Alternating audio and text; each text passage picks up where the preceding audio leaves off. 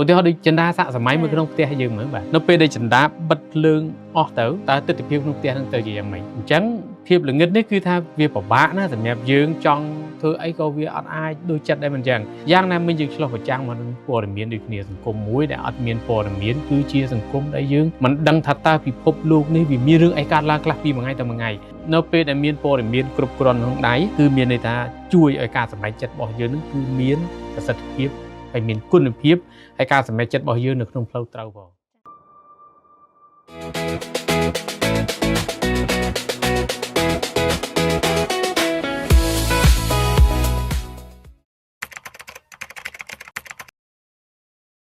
សូមស្វាគមន៍មកកាន់ podcast អ្នកសារព័ត៌មានវ័យក្មេង101ដែលនេះគឺជាភាគទី2ក្រោមប្រធានបទសារៈសំខាន់នៃសារព័ត៌មាននៅក្នុងសង្គមហើយជួបជាមួយនាងខ្ញុំហ៊ុនចិន្តាដែលជាអ្នកសម្របសម្រួលថ្ងៃនេះផងដែរ podcast របស់យើងក៏ចង់នាំអ្នកទាំងអស់គ្នាបងប្អូនទាំងអស់គ្នាជាពិសេសបងប្អូនដែលបាននឹងកំពុងចាប់អារម្មណ៍លើវិស័យព័ត៌មានទៅស្វែងយល់បន្ថែមអំពីសារៈសំខាន់នៃសារព័ត៌មាននៅក្នុងសង្គម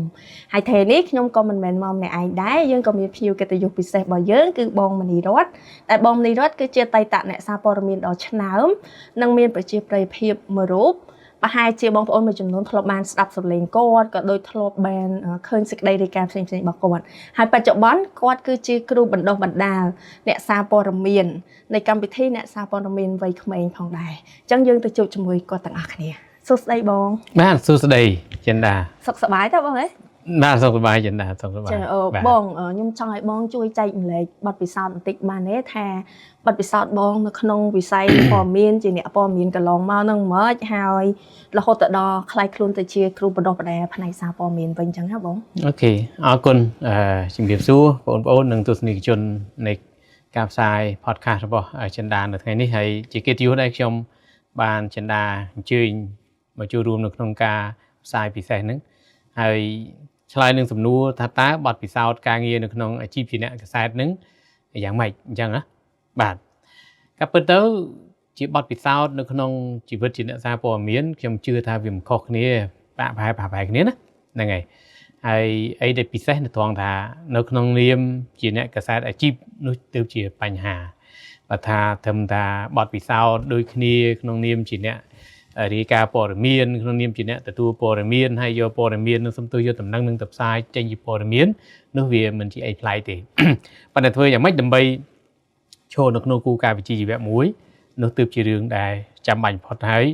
គោលការណ៍វិជ្ជាជីវៈនឹងហើយជាការតម្រង់ទិសឲ្យយើងក្លាយទៅជាអ្នកកាសែតដែលទទួលបានការជឿទុកចិត្តហើយរាល់ព័ត៌មានដែលយើងចេញផ្សាយទៅគឺត្រូវតែជាព័ត៌មានដែលអ្នកសាធារណជនជឿជាក់បាទចា៎ហើយបទពិសោធន៍បើគិតមកដល់ឥឡូវនេះវាតាំងពី2011ខ្ញុំចាប់ផ្ដើមធ្វើដំណើរក្នុងវិជ្ជាជីវៈនឹងតិចអញ្ចឹងណាបាទពេញលេញ2011បន្ទាប់ពី2011 2012ខ្ញុំចាប់ផ្ដើមចេញពី VOD ពីមុនខ្ញុំនៅ VOD បាទ VOD ក្រោយពី2012ខ្ញុំចាប់ផ្ដើមចូលទៅអាស៊ីសេរីហ្នឹងហើយចប់ពីអាស៊ីសេរីមកខ្ញុំក៏ក្លាយទៅជាអ្នកដែល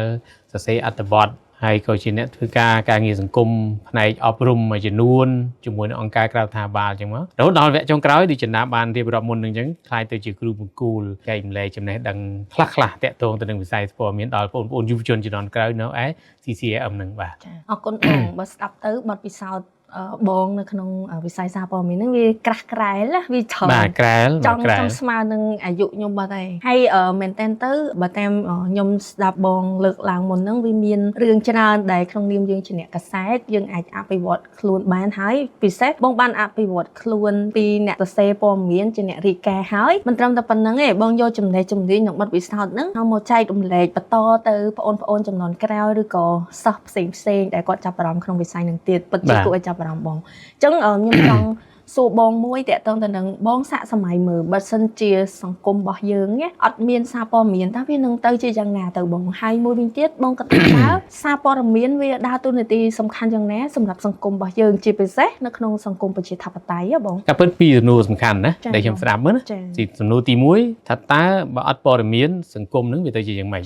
ហើយសំណួរទី2គឺមានន័យថាតើតួនាទីសំខាន់របស់អ្នកព័ត៌មាននឹងសំខាន់អីគេអញ្ចឹងណា អូខេខ្ញុំសាកល្បងឆ្លើយសំណួរទី1លេងសិនដើម្បីគិតថាជាចម្លើយដែលល្អឥតខ្ចោះហើយប៉ុន្តែខ្ញុំគិតថានេះជាចំណែកមួយសម្រាប់បងប្អូននិងអស់លោកអ្នកដែលតែងតែតាមដានស្ដាប់ព័ត៌មានមិនថាជាព័ត៌មានក្នុងស្រុកឬអន្តរជាតិទេឲ្យគាត់ពិចារណាមើលបាទជាធម្មតាខ្ញុំប្រៀបធៀបដោយខ្លីមួយចុះពីរឿងថាបើសិនជាអត់ព័ត៌មានតើនឹងទៅជាយ៉ាងណាសង្គមមួយណាឧទាហរណ៍ដូចចិន្តាសាកសម័យមួយក្នុងផ្ទះយើងមើលបាទក្នុងផ្ទះយើងនៅពេលដែលចិន្តាបិទភ្លើងអស់ទៅតើទស្សនវិជ្ជាក្នុងផ្ទះនឹងទៅជាយ៉ាងម៉េចល្ងឹតបងបាទវាល្ងឹតណាចាល្ងឹតអញ្ចឹងភាពល្ងឹតនេះគឺថាវាពិបាកណាសម្រាប់យើងចង់ធ្វើអីក៏វាអត់អាចដូចចិត្តដែរមិនអញ្ចឹងវាអាចដើរទៅបុកអញ្ចាំងអាចដើរទៅវាប៉ះនេះប៉ះនោះបាទយ៉ាងណាមិញយើងឆ្លោះប្រចាំងមកនឹងព័ត៌មានដូចគ្នាសង្គមមួយដែលអត់មានព័ត៌មានគឺជាសង្គមដែលយើងមិនដឹងថាតើពិភពលោកនេះវាមានរឿងអីកើតឡើងខ្លះពីមួយថ្ងៃទៅមួយថ្ងៃហើយព័ត៌មាននឹងគឺថាវាកើតឡើងប្រចាំវិនាទីហ្មងមិនមែនប្រចាំថ្ងៃយើងគិតទៅដល់វិនាទីទៅទៀតតែក្នុងមួយវិនាទីវាមានព្រឹត្តិការណ៍នឹងរឿងអីកើតឡើងខ្លះ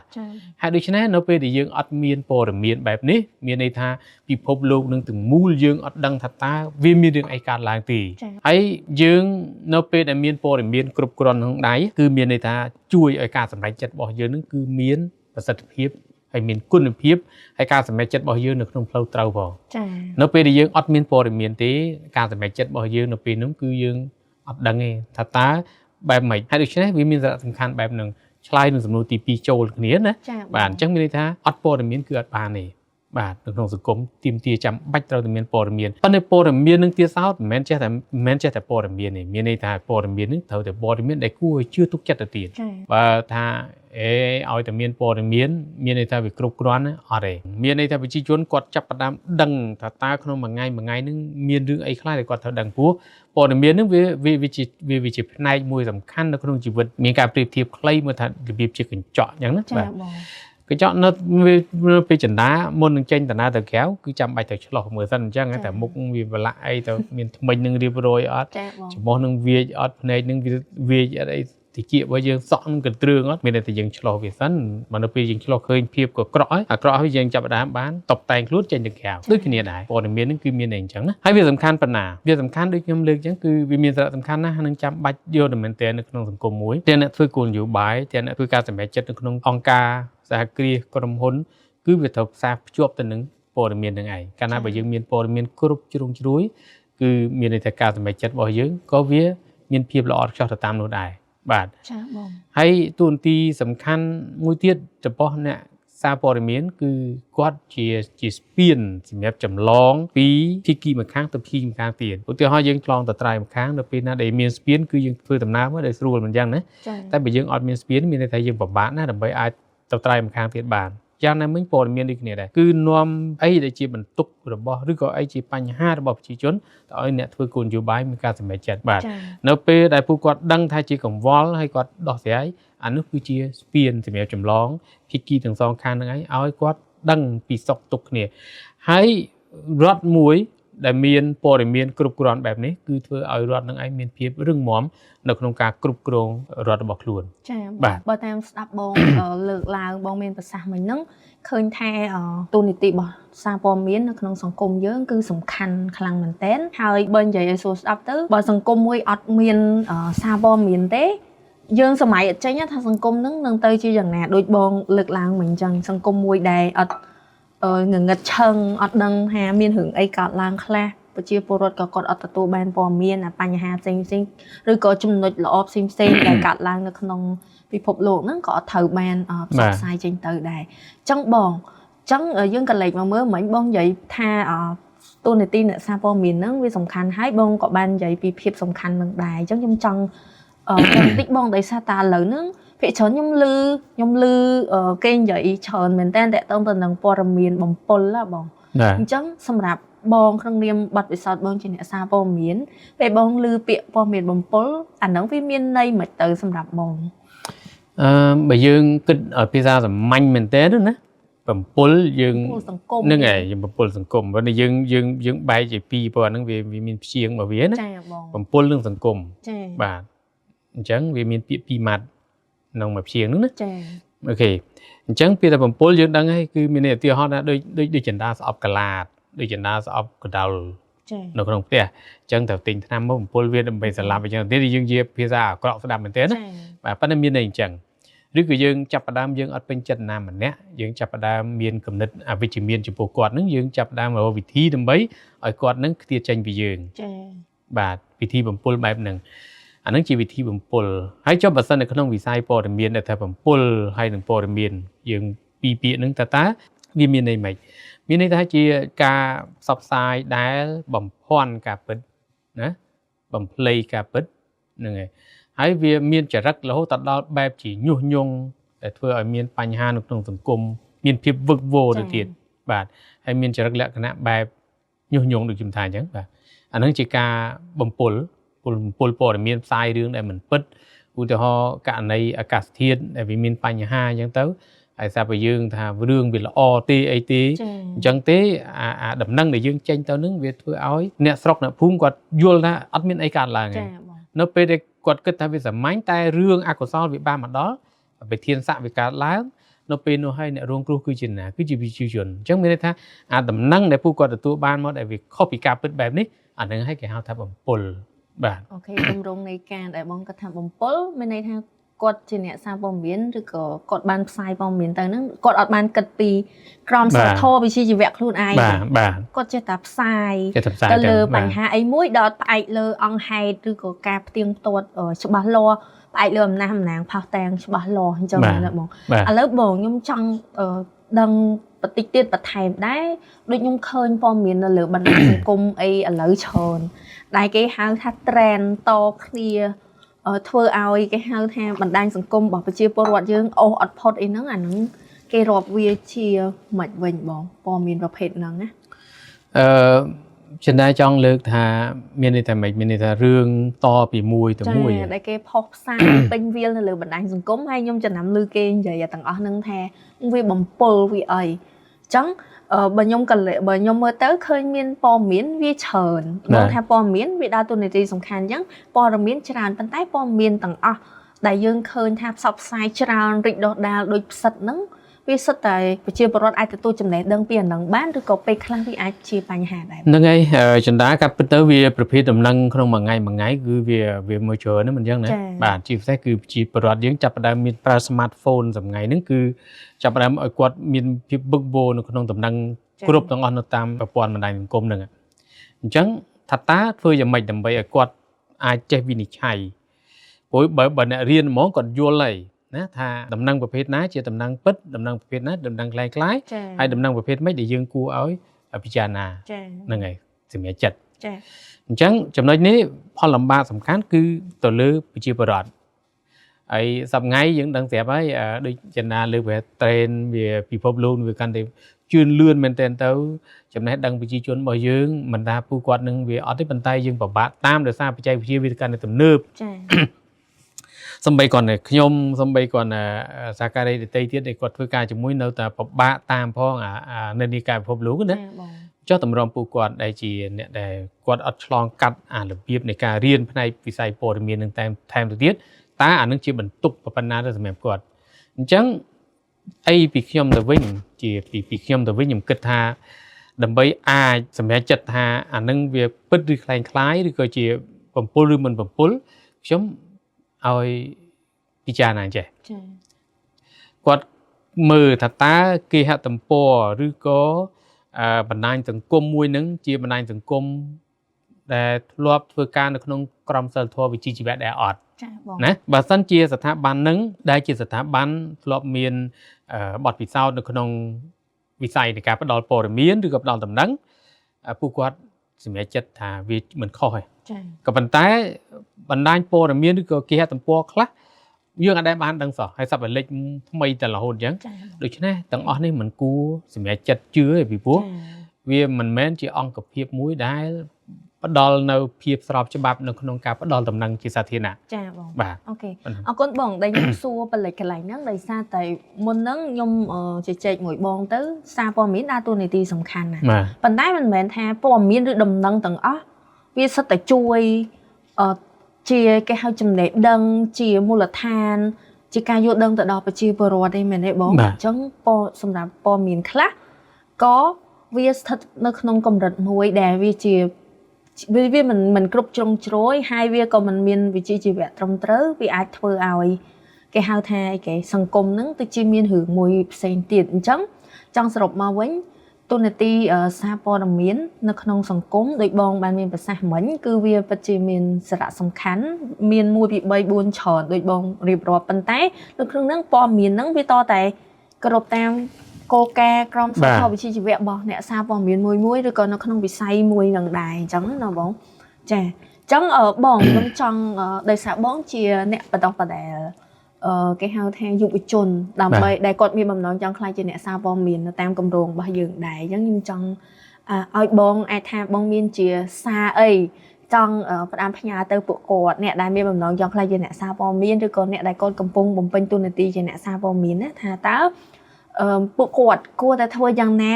ដើម្បីឲ្យមតិសាធារណៈឬក៏រឿងដែលគាត់ផ្សព្វផ្សាយទៅនេះវាគោរពតាមក្រមសីលធម៌វិជ្ជាជីវៈវាគ្រប់ជ្រុងជ្រោយតើគាត់គូគិតលើចំណុចអីគេខ្លះក្នុងនាមគាត់ជាអ្នកសារព័ត៌មានចំនួនក្រោយហ៎បងបាទជាការពិតយើងជជែកគ្នាច្រើននៅចិន្តាសួរហើយក៏ចិន្តាក៏បានរៀបរាប់ដែរថាវិជ្ជាជីវៈនិងក្រមសីលធម៌ចឹងពាក្យទាំងពីរនេះគឺវាមានន័យផ្សេងគ្នាហើយវាមានអត្ថន័យសំខាន់ផងសម្រាប់អ្នកដែលអនុវត្តនៅក្នុងគោលការណ៍ក្រមសីលធម៌វិជ្ជាជីវៈនៅពេលណាដែលយើងនិយាយពីក្រមសីលធម៌វិជ្ជាជីវៈគឺវាមានផ្នែកច្រើនណាស់មិនចឹងណាពេទ្យដោយពេទ្យតែមានក្រមសីលធម៌វិជ្ជាជីវៈបែបពេទ្យតុលាការមានក្រមសីលធម៌វិជ្ជាជីវៈបែបតុលាការហើយមន្ត្រីយោធាមន្ត្រីនគរបាលមន្ត្រីគឺថានៅតាមនាយកដ្ឋាននីមួយៗគឺគេមានក្រមសីលធម៌និងវិជ្ជាជីវៈរៀងៗខ្លួនដោយឡែកសម្រាប់វិស័យព័ត៌មានក៏វាមានក្រមសីលធម៌វិជ្ជាជីវៈរបស់គេដែរបាទអញ្ចឹងដោយសំណួររបស់ចិន្តាថាធ្វើយ៉ាងម៉េចដើម្បីឲ្យពួកគាត់ជាយុវជនជំនាន់ក្រោយនឹង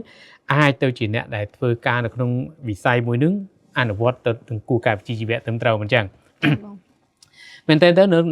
មជ្ឈមណ្ឌលកម្ពុជាដើម្បីពំផ្សព្វផ្សាយឯករាជ្យយើងមានក្រមសីលធម៌វិជ្ជាជីវៈពិសេសមួយនៅត្រង់ថានៅពេលដែលបងប្អូនរៀនចប់ពីមូលដ្ឋានគ្រឹះហើយទៅដល់វគ្គ Advance នៅក្នុងវិស័យព័ត៌មានហ្នឹងគឺយើងបានបញ្ជ្រាបទៅនឹងគូការវិជ្ជាជីវៈក្រមសីលធម៌ហ្នឹងស្អីទៅជាក្រមសីលធម៌ស្អីទៅជាវិជ្ជាជីវៈដូច្នេះទាំងអស់នេះយើងបានបណ្ដុះបណ្ដាលពួកគាត់ហើយអ្នករាយការណ៍មិនថាអ្នកដែលឆ្លងកាត់ការបណ្ដុះបណ្ដាលនៅទីនេះទេសំបីគាត់អស់លោកអ្នកដែលបំពេញនៅក្នុងវិជ្ជាជីវៈហ្នឹងក៏តោងតែអនុវត្តគោលការណ៍ហ្នឹងដែរពីព្រោះអានឹងវាជាតម្លៃរបស់យើងហ្មងបាទនៅពេលណាដែលយើងគោរពវាបានជាប់ជួនវាជាវិន័យខ្លួនឯងហើយវាជាតម្លៃសម្រាប់សាធារណជននៅពេលដែលយើងមានតម្លៃជាសាធារណជនហើយគឺមានន័យថានោះនៅពេលនោះយើងចាប់ផ្ដើមភាសាអង់គ្លេសថា credit របស់យើងនេះវាកាន់តែឡើងណាបាទហើយម្នាក់ចាប់ផ្ដើមនៅពេលដែលមានក្រមសីលធម៌វិជ្ជាជីវៈនឹងខ្លួននៅពេលដែលរាយការណ៍ព័ត៌មានមិនចាំដល់រាយការណ៍ទីចិន្តានៅពេលដែលយើងខ្លាយទៅជាឥឡូវខ្ញុំអញ្ចឹងចាបងបិទណាខ្ញុំលេងជាអ្នកកសែតមិនមែនលេងអ្នកកសែតទេអនាគតវាមិនទៀងមិនអញ្ចឹងណាបាទប៉ុន្តែមានន័យថានៅពេលចន្លោះអន្តរកាលនេះក៏នៅតែមានបងប្អូនយើងបោះព័ត៌មានឲ្យយើងដឹងសូមទៅបោះដំណឹងឲ្យយើងដឹងដែរដោយសារអីដោយសារគាត់យល់ថាយើងជាមនុស្សដែលធ្លាប់អនុវត្តតាមក្រមសីលធម៌វិជ្ជាជីវៈម្ល៉េះតម្លៃរបស់យើងនៅតែអញ្ចឹងនៅតែរក្សាជាប់អញ្ចឹងបាទស្គាល់បងគេឲ្យតម្លៃបងទៅលើការងារនិងបទពិសោធន៍បងបាទម្ល៉េះហើយបានជាចំណុចទៅហ្នឹងឯងបើខ្ញុំចង់ផ្ដាំដល់បងប្អូនយុវជនជំនាន់ក្រោយថាត្រូវតែអនុវត្តឲ្យជាប់ជួនហើយយើងមើលសប្តាហ៍នេះខ្ញុំមិនថារិះគន់ទេណាប៉ុន្តែប្រហែលជាពួកគាត់អត់អាចឬក៏គាត់ឆ្លងការបណ្ដុះបណ្ដាលទេប៉ុន្តែនៅពេលដែលគាត់ចេញពីវគ្គបណ្ដុះបណ្ដាលគាត់ទៅអនុវត្តទៅគាត់ធ្វើផ្សេងចេញពីនឹងទៅដូចថាវាទម្លាប់របស់គាត់ណានៅក្នុងទ្រឹស្ដីសភៅមួយដែលខ្ញុំបានអានរបស់លោកព្រឹទ្ធាចារ្យឆេងផុនគាត់បានតែសេថាខ្មែរយើងច្រើនថាអីក៏បានណាចា៎បាទជាទម្លាប់របស់យើងអញ្ចឹងទៅគឺយើងធ្លាប់ធ្វើអីចេញទៅពីនឹងទៅអីក៏បានដែរដូច្នេះអាតំណឹងឯងដែលធ្វើឲ្យយើងកែវាអត់ឡើងបាទអញ្ចឹងចំណុចនេះខ្ញុំគាត់ផ្ដាំដល់បងប្អូនក៏ដូចជាអស់លោកអ្នកដែលបំពេញនៅក្នុងគោលការណ៍វិជ្ជាជីវៈជាអ្នកកសែតក្តីជាពលរដ្ឋសារព័ត៌មានក្តីឬក៏ជាយុវជនដែលជាតំពាំងស្នងស័យនៅក្នុងចំនួនក្រោយក្តីគឺថាត្រូវប្រកាន់គោលការណ៍ភ្ជាប់នឹងក្រមសីលធម៌វិជ្ជាជីវៈនឹងបានភ្ជាប់ជួនដើម្បីអីគឺក្រៅតែអំពីខ្លួនឯងហើយគឺដើម្បីសង្គមដើម្បីរុញសេរីភាពផ្នែកការបញ្ចេញមតិនឹងឲ្យវាមានភាពទូលំទូលាយហើយកុំឲ្យគេវាយតម្លៃថាអូអ្នកកសែតណាមួយក៏តែអញ្ចឹងដែរយូរទៅអាតម្លៃនឹងវាធ្លាក់ចុះដោយសារណាគឺខ្លួនឯងហ្នឹងឯងបាទ អរគុណមែនតើបងសម្រាប់ការចែករំលែកដ៏ក្បោះក្បាយហើយមានអត្ថន័យមែនតើមានបទពិសោធន៍ច្រើននៅក្នុងនឹងដែលបងបានលើកឡើងបើតាមស្ដាប់បងលើកឡើងមកវាគេហៅក្រុមសោធវិជ្ជាជីវៈសម្រាប់យើងជាអ្នកសារព័ត៌មានឬក៏យើងនៅក្នុងវិស័យផ្សេងៗក៏ដោយវាដូចជាអាវក្រោះមួយដែរបងเนาะការពារយើងពេលណាដែលយើងរក្សាតម្លៃរបស់យើងហើយយើងក៏អត់មានថាយើងទៅប៉ះពាល់ដល់សិទ្ធិអ្នកនេះយើងទៅប៉ះពាល់ទៅដល់សេចក្តីថ្លៃថ្នូរអ្នកនោះដែរដោយសារយើងប្រកាន់ភ្ជាប់រឿងទាំងអស់ហ្នឹងអញ្ចឹងខ្ញុំគិតថា podcast របស់យើងក៏ឈានមកដល់ទីបញ្ចប់អរគុណបងនីរតមែនទែនសម្រាប់ការចំណាយពេលវេលាក្នុងការចូលរួម podcast មួយនេះហើយខ្ញុំក៏សង្ឃឹមថាបងប្អូនទាំងអស់គ្នាដែលទស្សនា podcast របស់យើងឬក៏កម្មវិធីរបស់យើងនៅថ្ងៃនេះនឹងទទួលបាននៅគេហៅថាអាចថាភាពស៊ីជម្រៅមួយកម្រិតទៀតតពីវគ្គមុនដែលយើងដឹងពីដំណើរជីវិតរបស់សំណាងដែលជាអ្នកសារព័ត៌មានហើយយើងក៏មកស្វែងយល់ពីសារៈសំខាន់នៃសារព័ត៌មាននៅក្នុងសង្គមរបស់យើងសប្តាហ៍ថ្ងៃថាតើវាមានសារៈសំខាន់យ៉ាងណាហើយមួយវិញទៀតក៏យើងបានដឹងខ្លះតែអំពីក្រមសីលធម៌វិជ្ជាជីវៈអ្នកសារព័ត៌មានពីព្រោះថាការដែលវាមានទូនីតិសំខាន់ក៏វាមានតម្លៃវានៅក្នុងនឹងដែរអញ្ចឹងតើអីគេទៅជាតម្លៃនៅក្នុងនឹងអញ្ចឹងខ្ញុំសង្ឃឹមថាបងប្អូនទាំងអស់គ្នាជាពិសេសយុវជនបានរៀនសូត្រពីចំណុចសំខាន់មួយចំនួនហើយចូលកាន់តែគៀកជ្រៅបន្តិចជាងមុនតាក់ទងទៅនឹងវិស័យសារព័ត៌មានព្រោះយើងដឹងថាវាពិតជាសំខាន់ណាស់នៅក្នុងសង្គមរបស់យើងអាចថាអត់ក៏រស់បានដែរប៉ុន្តែរស់ក្នុងសភាពបែបណាអញ្ចឹងពិតជាមានគេហៅថាការចែករំលែកនេះវាពិតជាសំខាន់ហើយខ្ញុំក៏បានរៀនសូត្រពីបងនីរតហើយខ្ញុំជឿថាអ្នកទាំងអស់គ្នាក៏បានរៀនសូត្រពី podcast របស់យើងនេះដែរហើយខ្ញុំសង្ឃឹមថាអ្នកទាំងអស់គ្នានឹងរងចាំទស្សនា podcast របស់យើងឬក៏ស្ដាប់ podcast របស់យើងនៅភាគបន្ត